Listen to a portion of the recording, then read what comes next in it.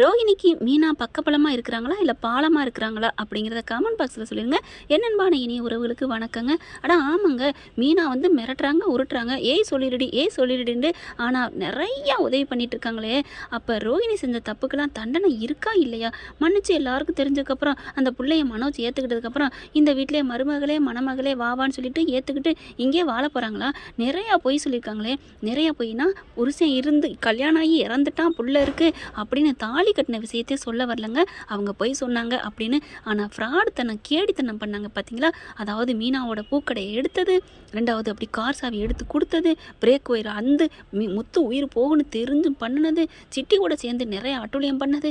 அதை விட இந்த ஆடுற இடத்துக்கு வந்தாங்க பார்த்தீங்களா 2 பேர், அவங்க சம்மந்த கல்யாண விஷயத்தில் அடிச்சு போட்டு முத்து பேரை சொல்ல வச்சது, இதெல்லாம் எம்புட்டு பண்ணியிருக்கு கேடித்தனம். இதை விட சத்யாவை போட்டு கொடுத்தது, போய் செருப்பால் அடிக்க வச்சது, இம்புட்டுக்கும் ஒரு தண்டனை இல்லையா? எனக்கு உண்மையிலே ரோஹிணிக்கு ஒரு தண்டனையாவது கொடுக்காம என் கதையை முடிச்சாங்கன்னா குமரன் கதை வேஸ்ட்டுன்னு தான் சொல்லணும். ஒரு வழியாக இப்போ என்னாச்சுன்னா விஜயாவை தீத்துட்டு விட்டுறாங்க. பிள்ளைங்க இனிமேல் நாளையிலேருந்து உங்கூட தான் நான் படுக்க வைப்பேன் அப்படின்னு சொல்லிடுறாங்களா. நம்ம மீனாவும் அதே மாதிரி படுத்துட்டு இருக்கையில் என்ன பண்ணுறாங்க, நைட்டில் அப்படியே கொசு கடிக்குது, ரொம்ப பண்ணுது, அப்படியே ஒரு மாதிரியாக ஏங்க அப்படின்னு முத்து எழுப்புறாங்க. என்ன அப்படின்னு கேட்க, எனக்கு கொசு கடிக்குதுங்க பாவங்க கிருஷு அப்படிங்கிறாங்க. என்னம்மா பண்ணுறது, நம்ம ஹாலில் தானே இருக்கோம் அப்படின்னு சொல்ல, ஏண்டா நீ போய் வேணா தாத்தா பாட்டி ரூமில் படுத்துக்கிறியா அப்படின்னு கிருஷா கேட்க, முத்து உடனே அம்மா இருக்குது அதெல்லாம் விடாது, அப்பா மட்டும் இருந்தால் ஏற்றுக்குருவாரு அப்படின்னு சொல்ல, அப்படின்னா நம்ம ரோஹிணி ரூமில் கொண்டு விடுவோமா? என்னது பார்லர் அம்மாவா? அதெல்லாம் ஏற்றுக்காதே. இல்லைங்க, இப்போ கொஞ்சம் இறக்கம் வந்துருச்சுங்க பார்லர் அம்மாவுக்கு. ஏன்னா அப்பா இல்லைங்கிறது நல்லா தெரிஞ்சு போச்சுல. அதுக்கு முன்னாடி பணக்காரி இருக்கையில் கொடுமை பண்ணாங்க, நான் ராட்சசியாக நடந்துக்கிட்டாங்க. ஆனால் இப்போ நல்லவங்களாம் மாறிட்டாங்கங்க. நம்ம கிருஷு பாவங்க அப்படின்னு சொல்ல, சரி என்னமோ நீ சொல்கிற கேட்டு பாரு அப்படிங்கிறாங்க. அதுக்கப்புறம் டக்குன்னு பிள்ளையை கொண்டு வராங்க. ரோஹிணி நிற்கிறாங்க. என்ன அப்படின்னு, அதாவது ஒன்றும் தெரியாத மாதிரி வர்றாங்களாம். முத்து இருக்கார்ல, அதனால் இல்லை பையனுக்கு கொசு கடிக்குது, உங்கள் ரூமில் படுக்க வச்சுக்கிறீங்களா அப்படின்னு கேட்க, அப்படியே ஒரு மாதிரியாக பார்க்குது. பரவாயில்ல மீனா, இருக்கட்டும், பாவம் சின்ன பையன், அவனே ஏற்கனவே அம்மா இல்லாத பையன், நான் பார்த்துக்கிறேன் அப்படின்னு கூட்டிகிட்டு போகிறாங்க. மீனா இங்கே வா அப்படின்னு கிள்றாரு. ஏங்க இல்லை இது கனவா நினவா ஏற்றுக்கிருச்சு, உண்மையிலே வர இப்போல்லாம் பார்லரம்மா நல்ல டைப்பாக தான் மாறிக்கிட்டு இருக்கு. பரவாயில்ல, இப்படியே இருந்தால் நல்லது தான். முன்னாடி தான் ராங்கி பிடிச்ச ராட்சசியாக இருந்துச்சு, இப்போ நல்ல மனுஷி ஆயிட்டாலே பரவாயில்லையே அப்படின்ட்டு போக, அதை ரோஹிணி பார்க்குறாங்க, கேட்குறாங்க. அப்போ நம்ம நல்லவங்களா இருந்தால் எல்லாருக்கும் நல்லவங்களா தெரியுறோம்ல, அப்போ நம்ம தான் தப்பாக நடந்துக்கிட்டோமா? அம்மா சொன்ன மாதிரி முத்து மீனாவும் நல்லவங்களா அப்படின்னு சொல்லிட்டு பிள்ளையை கொண்டே படுக்க வச்சுக்கிறாங்க. நடுவில் படுத்துக்கிறேன் அதுவும். ஆனால் மனோஜ் தூங்கிக்கிட்டே இருக்குது அது வாட்டுக்க. ஒரு கட்டத்துக்கு மேலே ஆனால் கிறிஷோட ரோஹிணி கட்டி பிடிச்சி படுத்துக்கிட்டு இருக்குங்க. உண்மையிலே கொடுத்து வச்சவ தான் ரோஹிணி அப்படிங்கிற அளவுக்கு. ஏன்னா இதுக்கெல்லாம் இந்த பெருமையெல்லாம் மீனாவுக்கு தாங்க சாரணும். மீனா மட்டும் இல்லைன்னா பெத்த புள்ள மெத்தையில் ஒன்றா பக்கத்தில் படுக்க முடியுமா என்ன? படுத்து வைட்டுகளை ஒரு கட்டத்துக்கு மேலே திரும்புவாங்க இல்லையா, ராத்திரில பார்த்துடுறாரு. டேய் நீ எதுக்குடா இங்கே வந்த? சரியான அம்மாஞ்சியாக வளர்த்து வச்சுருக்குதுங்க அம்மா பிள்ளையா. அப்படியே எதுக்குடா இங்கே வந்த? அம்மா ரோஹிணிட்டு கூட கேட்கலங்க. ஓடி வராரு. அந்த பிள்ளைங்க என்னடா என்ன பச்சை பிள்ளை அப்படி தவிக்குமே, அப்படியே பாலத்துக்கு கீழே தொங்கிக்கிட்டு இருந்தா என்னாச்சு அப்படின்னு கேட்பாங்களே, அது மாதிரி என்னடா அப்படின்னு கேட்க, இந்த பையன் அம்மா இங்கே வந்தான் அப்படின்னு கேட்கல, ரோஹிணி உனக்கு தெரியுமா? இல்லை அது அப்படிங்கிறாங்க. பயங்கரமாக திட்டுறாங்க. இங்கே ஏன்டா வந்த அப்படின்னு சொல்லல. முத்து மீனா வந்துடுறாங்க. வந்ததுக்கப்புறம் எல்லாரும் வந்துடுறாங்க. அந்த நேரத்தில் என்னாச்சு அப்படிங்கல, ஐயோ கொசு கடின்னு நாங்கள் தான் இங்கே படுக்க வச்சோம், இதில் என்ன இருக்குது, பச்சை பிள்ளை தாய் தப்ப இல்லாத பிள்ளை அப்படிங்கல. அண்ணாமலை பார்க்குறாரு. என்ன விஜயா என்ன பண்ணலான் இருக்க அப்படிங்கல. ஏண்டாப்பா இந்நேரத்தில் நான் போலீஸ் ஸ்டேஷன்லாம் திறந்துருக்குமா அப்படின்னு முத்துவை பார்த்து அண்ணாமலை கேட்க, ஏய் எதுக்குடா என் மையன் ரூமில் படுத்தேன்னு கேட்க போகிறாங்க. போலீஸ்னு சொன்ன கையோட, அது எங்கே கொசுக்கடின்னு படுத்திருந்தியாடா? யார் எங்கிட்டு போனால் எனக்கு என்ன, எங்கே படுத்தா என்ன, நான் நேற்றே சொல்லிட்டேன் நான் எதுலேயுமே தலையிடலை அப்படின்னு போய் படுத்துடுறாங்க. உள்ளுக்குள்ளே போயிடுறாங்க. முத்துவுக்கு மீனாவுக்கு சிரிப்பு வந்துடுது. அந்த பயம் அது அப்படிங்கிற மாதிரி. அதுக்கப்புறம் கிருஷு நீ ஆண்டி ரூம்லேயே படுத்துக்க. உடனே மனோஜ் பார்க்குறாரு. அதெல்லாம் இல்லை அப்படிங்கல. டே படுத்துக்கடா அப்படிங்கிற. ரோஹிணி பார்க்குது. பாவங்க தாயிலா பிள்ளைங்க அப்படின்னு கெஞ்சிடுது. பொண்டாட்டி சொன்னால் ரோஹிணி சொன்னால் அப்படி கேட்பாங்க. எப்படி அம்மா தாசனோ அதே மாதிரி தான் பொண்டாட்டி தாசனும் போயிட்டு ஹேன்னு சொல்லிட்டு பக்கத்தில் படுக்க வச்சுக்கிறாங்க. மீனாவுக்கு நன்றி சொல்லிட்டு ரோஹிணி போய் படுத்துக்கிறாங்க. ஆனாலும் பார்த்தீங்கன்னா விஜய் அடங்கவே இல்லைங்க. காலையில் எந்திரிச்ச கையோட ரோஹிணி மீனாவுக்கு நன்றி சொல்லுது. ரொம்ப தேங்க்ஸ் மீனா. தேங்க்ஸ்லாம் நான் உனக்காக செய்யலை, உன் மயனுக்காக செஞ்சேன். உடனே சீக்கிரம் உன் புருஷன் சொல்கிற வழியை அன்பாக ஏற்படுத்திக்கோ. உன் புருஷனுக்கும் உன் பையனுக்கும் நான் பண்ணிடுவேன் மீனா, கண்டிப்பாக என் மனோஜ் என் பேச்சை கேட்பாரு அப்படிங்கிறாங்க. சரி கேட்குறது உனக்கு நல்லது அப்படிங்கிறாங்க. என்ன உனக்கு நல்லது எனக்கு நல்லது அப்படின்னு வர்றாங்க விஜயா. முத்துவும் வர்றாங்க. முத்துவை பார்த்தனால விஜயா போயிடுறாங்க. வேகமாக அவங்களால இருக்க முடியல, எனக்கு அப்படியே ஒரு மாதிரியாக இருக்குது, என்ன பண்ணுன்னு தெரியலையே அப்படின்னு பார்வதி வீட்டுக்கு போயிடுறாங்க. விஜயாவும் சிந்தாமணியும் பேசிக்கிட்டு இருக்காங்க. இங்கே நடந்த விஷயம் எப்படி தெரியும், கரெக்டாக போய் அவனை காப்பாற்றிருக்கான் முத்து. அப்போ யாரோ முத்துக்கு தகவல் சொல்லியிருக்காங்க அப்படின்னு சொல்ல, ஆமாம்ல நம்ம வீட்டில் பார்வதி ஆண்டி, பார்வதி சொல்ல மாட்டா அப்படிங்கிறாங்க. நீ நம்பாத சிந்தாமணி, இந்த பார்வதி சரியான கேடி. ஏன்னா அவள் பெரிய ஆள் தெரியுமா, எல்லாம் எனக்கு தான் ஃப்ரெண்டுன்னு நினச்சிட்டு இருக்கோம். ஆனால் அதுங்களுக்கு தான் எப்போ பாரு மீனா பாவம், முத்து பாவம், முத்து பாவம், மீனா பாவம், இப்படியே தான் சொல்லிக்கிட்டு இருப்பா அப்படிங்கிறாங்களா. அவங்க அப்படி சொல்கிறாங்கன்னா அதுக்கு காரணம் இருக்குமா, நல்லவங்க, அதனால சப்போர்ட் பண்ணுது பார்வதி. நீ ஃப்ரெண்டுங்கிறனால உனக்கும் தோண நிற்கிது, வேற என்ன. பார்த்தா சரி பார்வதி சொல்லியிருக்கான்னு பார்ப்போமா, எப்படி கண்டுபிடிக்கிறது அப்படிங்கிற பார்வதி பார்த்தா என் கதை பேசுகிறதுல மும்பரமாக இருக்குது. கரெக்டாக என்ன பண்ணுறாங்க, சிந்தாமணி போயிட்டு அவங்கள்ட்ட ஃபோன் எடுத்துகிட்டு வந்துடுறாங்க. விஜயா கேட்குறாங்க, இப்போ எதுக்கு அதை போய் எடுத்துகிட்டு வந்தீங்க அப்படின்னு கேட்க, மாஸ்டர் இருங்க மாஸ்டர் அப்படின்னு சொல்லிட்டு வேகமாக ஃபோன் எடுத்து பார்க்குறாங்க. யாருக்கும் ஃபோன் பண்ணலையே, என்ன பார்க்குற, இல்லை நம்ம முந்தா நாள் பேசிகிட்டு இருந்தோம்ல, அந்த டயத்துக்கு யாருக்கு கால் பண்ணியிருக்கா, முத்துக்கு பண்ணலான்னு பார்த்தேன், ஆனால் யாருக்கும் பண்ணலையே அப்படின்னு சொன்னேன். அப்போ வேறு யார் இங்கே இருந்தா, ரோஹிணி இருந்தா அப்படின்னு சொல்ல, ரோஹிணிலாம் முத்துக்கும் அவளுக்கு ஆகவே ஆகாது, அவள் பண்ணியிருக்க மாட்டா அப்படின்னு சொல்ல, மாஸ்டர் இந்த விஷயத்தெல்லாம் யாரையுமே நீங்கள் நம்பக்கூடாது, நமக்கு எதிரியாக ஒரு துரும்பு இருந்தாலும் சந்தேகப்படணும் மாஸ்டர் அப்படின்னு சொன்னேன். நிஜமாவா, ஆமாம், அப்போ ரோஹிணி ஃபோன் எடுத்து பார்த்துருவோம், எப்போ பார்க்குறது, இப்போவே வர வச்சிடறேன் அப்படின்னு சொல்லிட்டு ரோஹிணி கால் பண்ணி வர சொல்கிறாங்க. ரோஹிணி வந்துடுறாங்க. என்ன ஆண்டி நீங்கள் கூப்பிட்டோன்னே வேலையை போட்டபடி அப்படியே போட்டுட்டு வந்துட்டேன் ஆண்டி அப்படிங்கிறாங்க. உடனே பார்க்குறாங்களா, சிந்தாமணிக்கு ஃபேஷியல் பண்ணணுமா, பண்ணி விடு அப்படிங்கிறாங்க. ஏன்னா அப்போ தானே ஃபோனை கீழே வைப்பா அப்படின்ட்டு. ஃபேஷியலா, நான் ஒரு பொருள் எடுத்தார்லையே, வேறு என்னதான் பொருள் வச்சுருக்கேன் அப்படின்னு கேட்க, இல்லை ஆண்டி நான் ஒன்றுமே கொண்டாடல ஆண்டி அப்படிங்கிறாங்க. எனக்கு தலை தான் வலிக்குது மாஸ்டர், அதனால எனக்கு தலையை மசாஜ் பண்ணால் போதும் அப்படிங்கிறாங்க. சரி சரி மசாஜ் பண்ணு அப்படிங்கிறாங்க.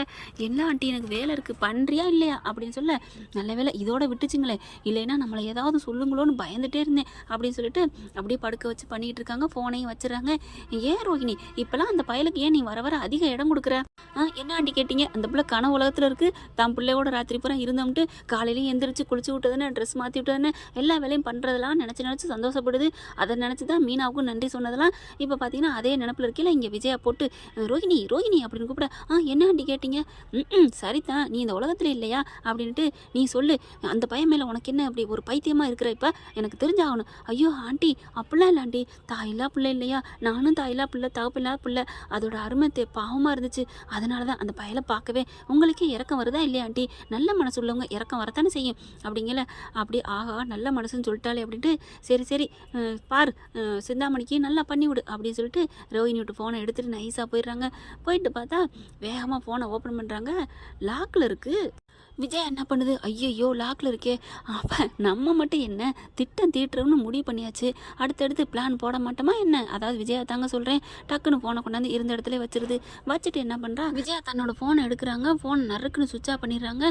ஃபோன் பண்ணணும் அப்படின்னு சொல்லிட்டு ஃபோன் பண்ணால் இந்த பூக்காரிக்கு ஃபோன் பண்ணலான்னு பார்த்தா இப்படி நடக்குது அப்படின்னு சொல்லிட்டு சமைக்க சொல்லணும், காடை கவுதாரெலாம் எடுத்து சமைக்க சொல்லலான்னு பார்த்தா இப்படி பண்ணிட்டாலே அப்படின்னு சொல்லிட்டு ஃபோனை சுவிட்ச் ஆஃப் ஆயிடுச்சே.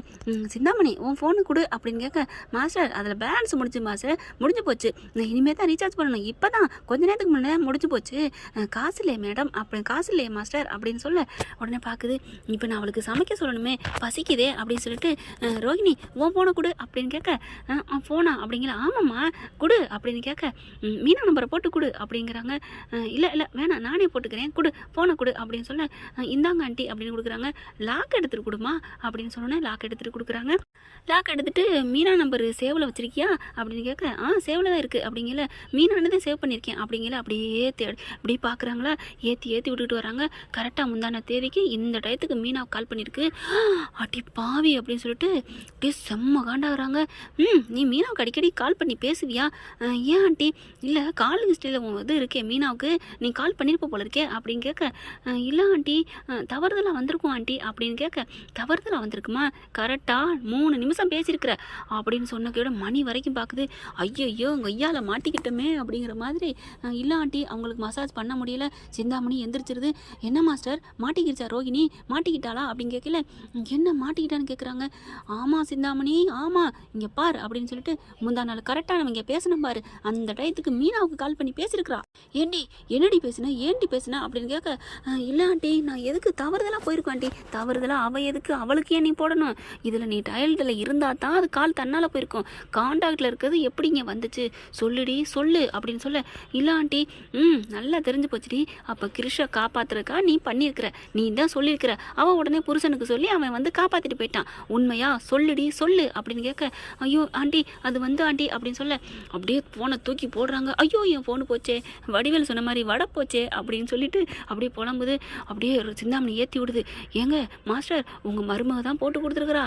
ஏமா நீ இப்படியா, உன்னை நம்பி உன்னையே போய் கூட்டில் சேர்த்தமே, நீ இப்படியா இருப்ப, கருப்பாடு வேலை பார்த்துருக்குற மாஸ்டர், இவளை சும்மா விடாதீங்க அப்படின்னு சிந்தாமணி ஏற்றி விட, அடி பாவி நீலாம் மனுஷியா அப்படின்னு மனசில் நினைக்க, இனி என்ன குமுறுங்க அப்படின்னு சொல்லிட்டு ரோகிணி உட்காந்துருது.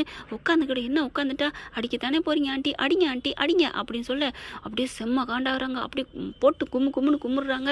அப்படியே அதுக்கப்புறமா எந்திரிக்குது. போதுமா ஆண்டி, உங்களுக்கு எப்பெல்லாம் கோவம் வருமோ, கோவம் வருதோ அடிக்கணும்னு தோணுதோ என்னை அடிச்சுக்கோங்க ஆண்டி அப்படின்னு சொல்லிட்டு, பாவம் ஆண்டி தாயிலா பிள்ளை, அதனால தான் நான் சொன்னேன், மற்றபடி வேணும்லாம் சொல்லலை ஆண்டி அப்படின்னு சொல்ல, எப்படி நீ சொல்ல போச்சு, அவனை நேரம் காடு மாற்றி எங்கேயாவது போயிருப்பாண்டி, எங்கேயாவது போயிருந்தா என் பிள்ளை ஏன்ட்ட வந்திருப்பானா, நான் அப்படி தாண்டி போட்டு கொடுப்பேன்னு மனசுல நினைக்குது. என்னடி பேசாமல் நிற்கிற அப்படின்னு சொல்ல, இல்லை ஆண்டி நீங்கள் தப்பிச்சிங்க தெரியுமா, முத்து காப்பாற்றியதுனால தான் இன்னைக்கு நீங்கள் வீட்டில் இருக்கீங்க, இல்லைன்னா மாமா உங்களை கம்ப்ளைண்ட் பண்ணி உள்ள தள்ளிப்பார்ல. நான் தான் கிடத்துறேன்னு எப்படி தெரியும், அதெல்லாம் எப்படியும் கண்டுபிடிச்சிருவாங்க, போலீஸை பற்றி உங்களுக்கு தெரியாது ஆண்டி, இதிலே உங்களுக்கு நல்லதுக்கு தான் நான் நினச்சேன் அப்படின்னு ரோஹிணி சொல்ல, நல்லதுக்கு நினச்சியா, ஆமாம் கண்டிப்பாக முத்து கண்டுபிடிச்சிருப்பாங்க, அங்கே கேமராலாம் இருக்குது. அப்புறம் எந்த நம்பரு ஏதுன்னு கேட்கல, அந்த அடியாட்கள் சிந்தாமணி காமிப்பாங்க, அவங்க உங்களை பேரை சொல்லியிருப்பாங்க, அப்புறம் யார் மெயின் அக்யூஸ்டு நீங்கள் தான் ஆண்டி, அப்புறம் அந்த எங்கேயாவது கொண்டு சேர்த்துருப்பீங்க, அந்த மாதிரி கொண்டு சேர்த்து விட்டதுக்காண்டி உங்களுக்கு எப்படியும் குறைஞ்சபட்சம் ஒரு 2 வருஷம் தண்டனை கிடச்சிருக்கும், அதுலேருந்து நான் உங்களை காப்பாற்றிருக்கேன் ஆண்டி அப்படின்னு சொன்னோன்னே ஒன்றும் பண்ண முடியல. அப்படி பார்க்குது விஜயா, அப்பாடா குந்தாணி கிளவி அப்படியே மாறிடுச்சு, நம்பிருச்சு அப்படின்ட்டு, சரி ஆண்டி நான் வர்றேன் அப்படின்னு எஸ்ஐ ஓடுது. இங்கே வந்து மீனா கிட்ட சொல்லுது இந்த மாதிரி நடந்தது பூரா.